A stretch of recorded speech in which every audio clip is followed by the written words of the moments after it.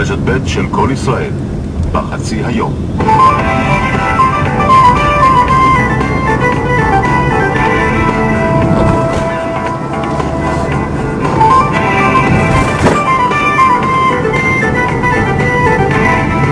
שלום לכם, השעה עכשיו ואחת באולפן ענת דוידו וגבי ינון. אנחנו פותחים בחדשות. ברצועת עזה נמשכים העימותים בין פתח לחמאס. בשתי תקריות היום באזור רפיח נהרג פעיל פתח ואיש חמאס נפצע קשה. עוד 5 פלסטינים נפצעו. שלשום הזהיר היושב ראש אבו מאזן כי הפלסטינים ניצבים על סיפה של מלחמת אזרחים. בפתח תקווה נעצרו 53 פלסטינים בלי אישורי שהייה בישראל. כתבתנו יפה גליק מוסרת כי העצורים נבדקים ומי שאינו דרוש לחקירה ישולח לרשות הפלסטינית.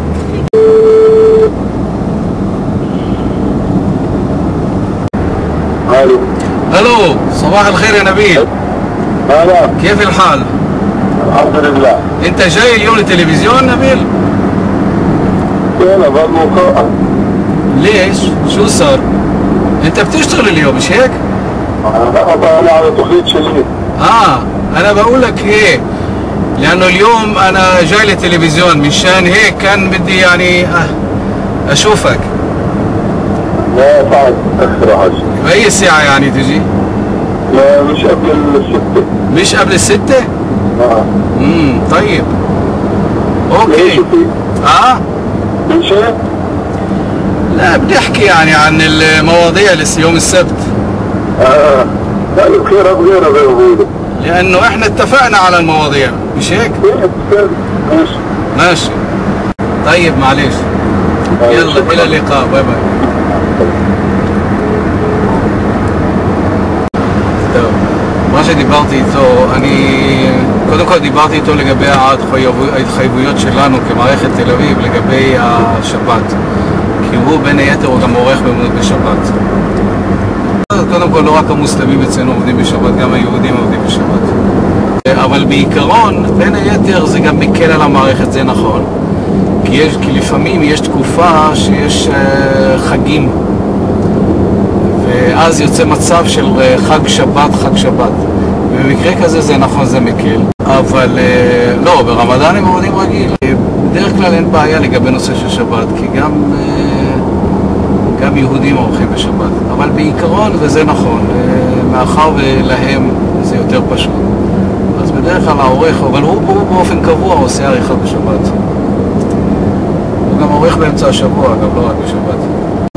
כן, אז ברגע שעובדים בשבת, אז יום אחד בשבוע לא עובדים. בשבילי למעשה כל יום זה יום עבודה, אלא אם כן אני מגדיר את זה כיום חופש. גם שבת מבחינה רשמית זה נחשב ליום כוננות.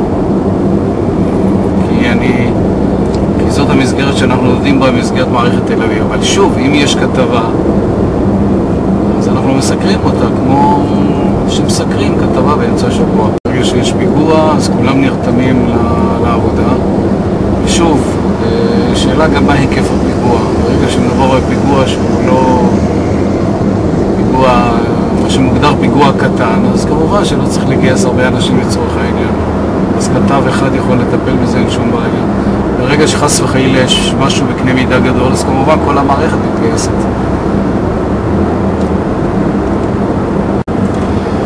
אגב, כשאני מתייחס לעניין הזה של אירוע גדול, לי היה מקרה, יכול לומר לך את זה באופן אישי, שהייתה מלחמת יום הכיפורים. אני הייתי אז כתב צבאי, והייתי בית כנסת, ואז קיבלתי הודעה בביפר, ואז מבחינתי יום הכיפורים הוא היה בגדר יום חג ותו לא, כי אז פשוט נרתמתי לעבודה. ואז כל המערכת התגייסה, כי כולם קיבלו הודעות, ואז כולם נסעו למערכת במקום לנסוע לבתי הכנסת וכו'. וזה היה מבחינתי יום הפתיחה למלחמה. ומאז מאותו יום אני פשוט יצאתי וסיקרתי את המלחמה, עד שאני אישית גם התגייסתי כחייל מילואים.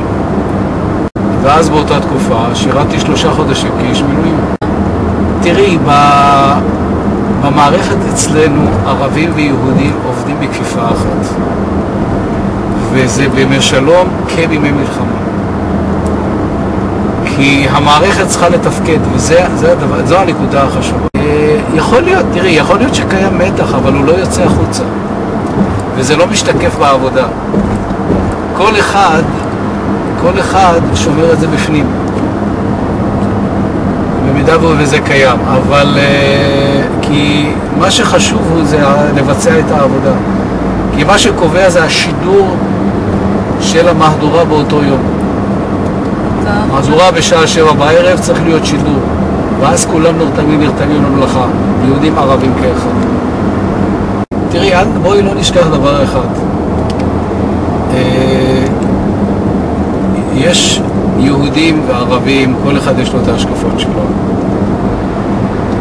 כל אחד יש לו את המחשבות, כל אחד יש לו את ההשקפות, כל אחד בא מרקע אחר. ואין ויכוח בעניין הזה, וכל אחד יודע גם איפה הוא עומד ואיפה הוא נמצא לגבי כל נושא ולכל עניין. אלא מה? שאלת השאלות, השאלה אם הדבר הזה בא לידי ביטוי בעבודה, אם זה משפיע על העבודה, וזו הנקודה החשובה. והרושם שאני מקבל, שזה באיזשהו מקום, לא שזה לא יוצר בתחים, או לא יוצר ויכוחים, אבל הדברים האלה לא משפיעים על העבודה באופן סחף. עכשיו, אני גם באופן אישי גם פחות מרגיש את זה, כי אני עובד במערכת תל אביב, ובמערכת תל אביב הערבים לא עובדים. כולם למעשה, בטלוויזיה בערבית, הערבים יותר עובדים בירושלים, לא בתל אביב. אנחנו סך הכל 4 אנשים. 2 כתבים, מזכירה, ועוד כתב, בנוסף כתב ספורט. כך שזו הסיבה למעשה, ואין שום סיבה אחרת.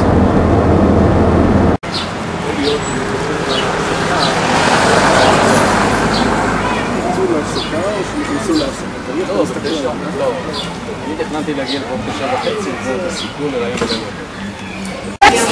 طيب سجلي هون على اللوح احكي معاهم مخبرين شو الاسم الثاني؟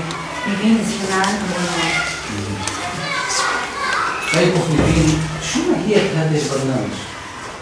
احنا برنامجنا طي ورق بيعلم الهندسة عن طريق طي ورق، هو مشروع من اليابان نعلم طي ورق بالطريقة اليابانية، بس هو مشروع في كتير